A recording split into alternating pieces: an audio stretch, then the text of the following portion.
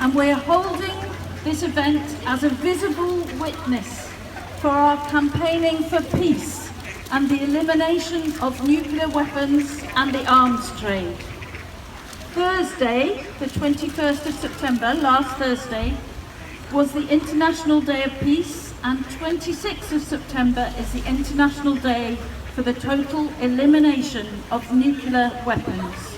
So we thought that we'd have an event today in between those two events, especially as this year we weren't able to hold anything to mark Hiroshima and Nagasaki in August. Each year, the International Day of Peace is observed around the world, and this day is devoted to strengthening the ideals of peace through observing or hoping to observe 24 hours of non-violent and ceasefire. Never has our world needed peace more. And this is a call to action that recognises both our individual and our collective responsibility to foster peace. And it leads to the realisation of sustainable development goals. And the United Nations Secretary General Antonio Guterres said, "Peace is needed today more than ever. War and conflict are unleashing devastation, poverty, hunger, driving tens of millions of people from their homes. Climate chaos is all around, and even in peaceful countries we are gripped by gaping inequalities and political polarization. So we'll be here not for very long, especially because of the weather, though it's really good that it isn't raining. Don't speak too soon. In a moment, I'll hand over to the Mayor of Hebden Royd, Bernice Haynes, and then Jiggery Pokery are going to play some Jiggery Folkery are going to play some tunes. There might be a performance from Microphone Jack or a poem, and then a few words about the International Day of Elimination of Nuclear Weapons, and then we'll end with some singing, which you can all join in with. So, without more ado, I'll hand over to Bernice Hayes, Mayor of Hebden Royd. Thank you very much for inviting us. My name's Bernice Hayes, and I'm the current Mayor of Hebden Royd. And this is my husband Eddie, who is my consort. As the Mayor of Hebden Royd, I am a Mayor of Peace, and this particular role is a very important and significant role for me. And I think it makes sure that people of Hebden Royd know our stance as a town council. It's a very great honour to be the Mayor, and to be the Mayor of Peace particularly. So, a little bit of news is that we've been asked to invite our local schools to do an art competition that will go to the Mayor of Hiroshima to judge, finally. And the purpose... Thank you. So the purpose of this is for the children to design a poster that relates to peace for them. I think it's a fascinating thing, and I'm really excited to look at the pictures that they come up with, because we've got our own inbuilt ideas, but maybe children have got something fresh and new and interesting. I think it's also very interesting that children realise that the games that they play on computers isn't the same as the war that we have in the world at the moment. And I think it opens up a discussion that we can use to explain to children that people don't get up and run off. When they've been hit by a bomb or another weapon, then that has a long life effect. So that's really the end of my speech. I'm not a great speech person, but thank you very, very much for inviting me. And please let it be known that Hebden Royd Town Council do stand behind you and do value the work that you do. So thank you very much.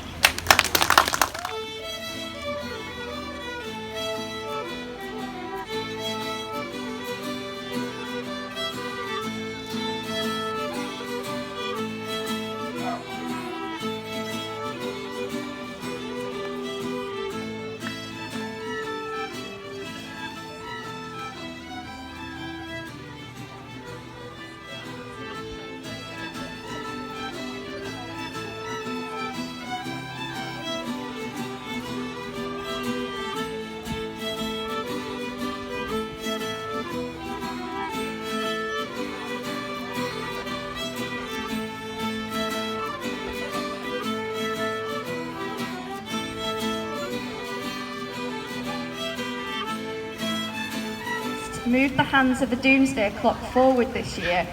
The doomsday clock is a symbol that represents the likelihood of a human-made global catastrophe. It's a sort of metaphor for threats to humanity from unchecked scientific and technological advances.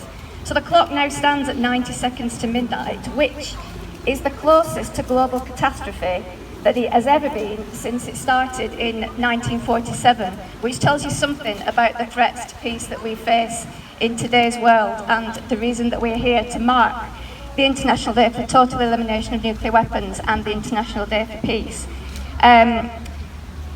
So I just wanted to point out something closer to home, because we can see the threats to peace that are around the globe. There are people suffering from war in Yemen, Mali, lots of other African countries, and a bit closer to home in Ukraine, obviously, which is a real threat to peace because it involves a nuclear-armed state. But I want to bring it a little bit more closer to home than that, to point out that this weekend, CND nationally is organising a day of action around the country to raise awareness about the likelihood of American nuclear weapons returning to Britain. 110 bombs used to be stored at USAF Lakenheath until 2008, when they were removed following persistent popular protest. And as people will probably know, United States nuclear weapons were also stored at Greenham Common, and they were moved following years of protest involving many women from this valley, some of whom were here today. So we can't allow American nuclear weapons to come back to this country. If we host American nuclear weapons, it undermines prospects for global peace. It ties us into American foreign policy in that we become a target whether or not the wars that they're involved in, we've joined in with. So very few people know about this prospect of American nuclear weapons coming to this country. So if there's one thing that you can take away from this today, it's that please raise your voice. Talk to your councillors, talk to your MPs, just talk to your neighbours and let people know. And the campaign will start building from this point forward. And so I guess that's just why we're here, is today, these days for peace are an opportunity to educate the public about the benefits of peace and of getting rid of nuclear weapons. They're going to cost us $2.5 billion a year, and we can't afford that in the current state that this country's in. Everybody here could think of better things to do with money than spend them on nuclear weapons. So just finally to say thank you all for coming, and we're just going to end with a bit of singing. Thank you very much, because I know the singers, we all want to hear some singing, but I thought I'd just briefly mention that this week is Quaker Week, and some of us here are Quakers, and we've been known for peace building ever since 1660, when we delivered a message to the King which stated that Quakers utterly deny all outward wars and strife and fightings with outward weapons for any end. This is our testimony to the whole world, and we try and live in the spirit that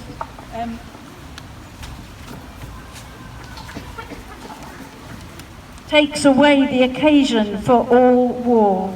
And if we have a reverence for life, that leads us not only to avoid doing harm to living beings, but to nurture life.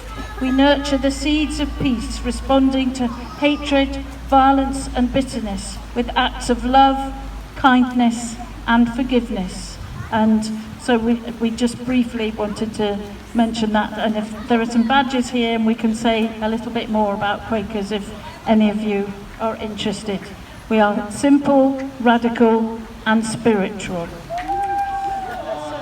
I do believe we shall overcome someday.